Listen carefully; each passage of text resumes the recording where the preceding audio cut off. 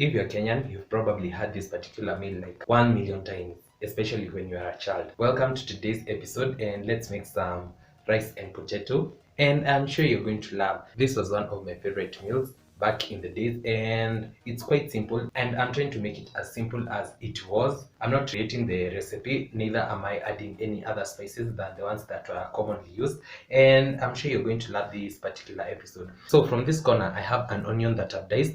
I have a tomato that I've diced into small pieces, and I'm using one tomato, but this particular dish had lots and lots of tomatoes, so I'm going to substitute the rest of the tomatoes with some tomato paste. And this is because, have you noticed that nyanya za siku hizi haziivi?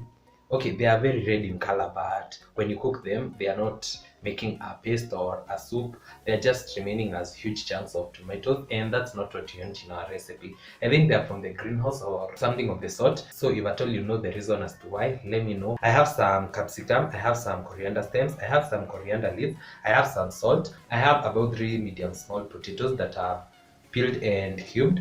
I have my 1 cup of rice, I have some cooking oil, and the flavor from this particular dish is to come from these two. These are Royco cubes, and we only use 2. If at all you use 1, it's not going to be enough for your recipe, and if at all you use 3, you're going to overspice your recipe. So 2 Royco cubes are the SI unit of this particular dish. So without further ado, let's get started.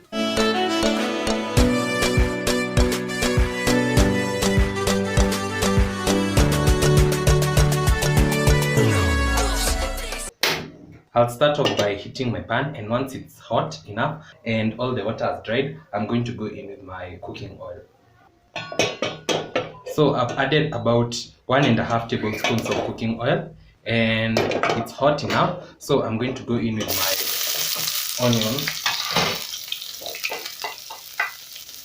I'm going to cook this until they start becoming translucent. Then I can go in with my tomatoes. So remember, I've mentioned that I'm trying to recreate exactly how they used to cook, and I never saw anyone let their onions become golden brown. So I'm going to add this. Then I'm also going to go in with my tomato paste,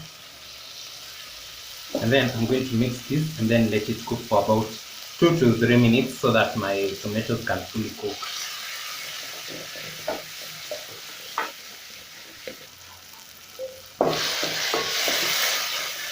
I'm going to go in with about 1/4 cup of water,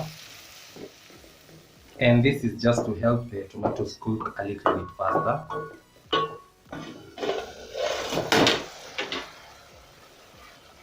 So this is what I was talking about, that my tomatoes are not becoming a paste, and so I have to do this extra step of kuzibonda bonda.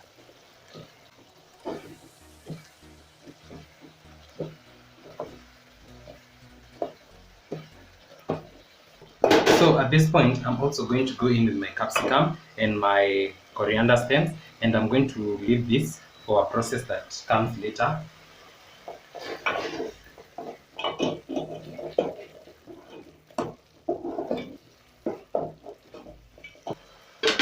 Then I'm going to go in with my cubes, and I'm going to crush them before adding them.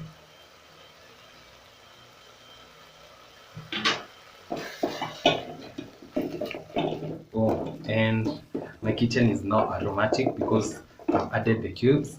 And at this point, I'm going to go in with my potatoes. Remember to wash and dice your potatoes. So I'm going to add them.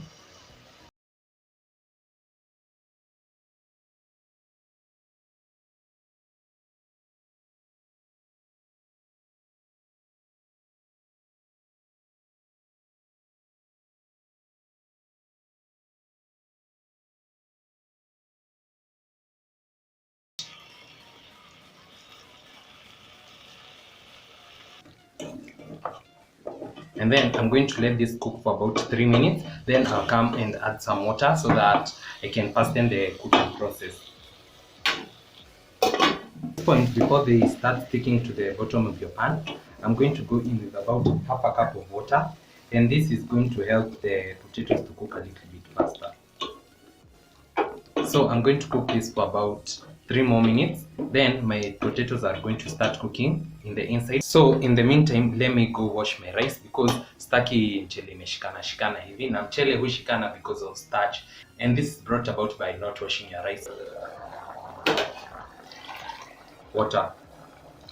So always use the same cup that you use to measure your rice to measure your water.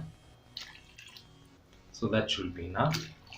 And then I'm going to let it come to a boil before I can add in my washed rice.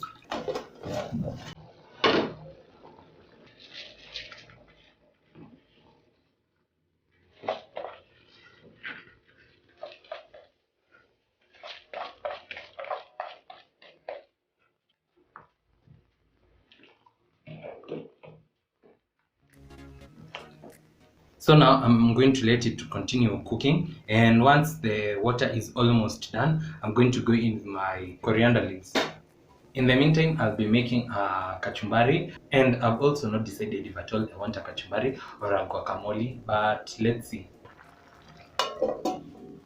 So I think my rice is ready, and how to know your rice is ready is when the water fully dries. Also, you can listen to your rice. Ukisikia huku chini it's starting to sound twa twa twa, just know your rice is ready and it's time to get it off the fire.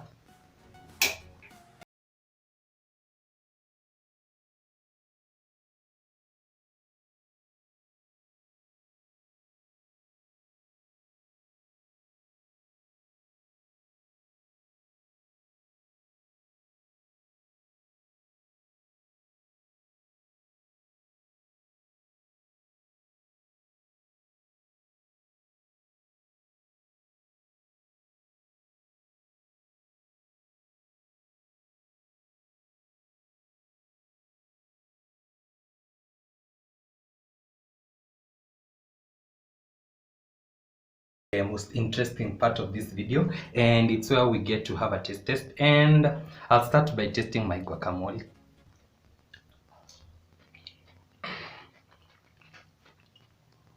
This is so good. Then let's taste our rice. Mmm, mmm, mmm. I'm in love with this recipe. Mmm, mmm. I love this many years ago. I'm still loving it very many years later. The combination, so pretty. That's it for today's episode. Don't forget to like, comment, share, and subscribe if you haven't. And I'll definitely see you in the next one. Bye.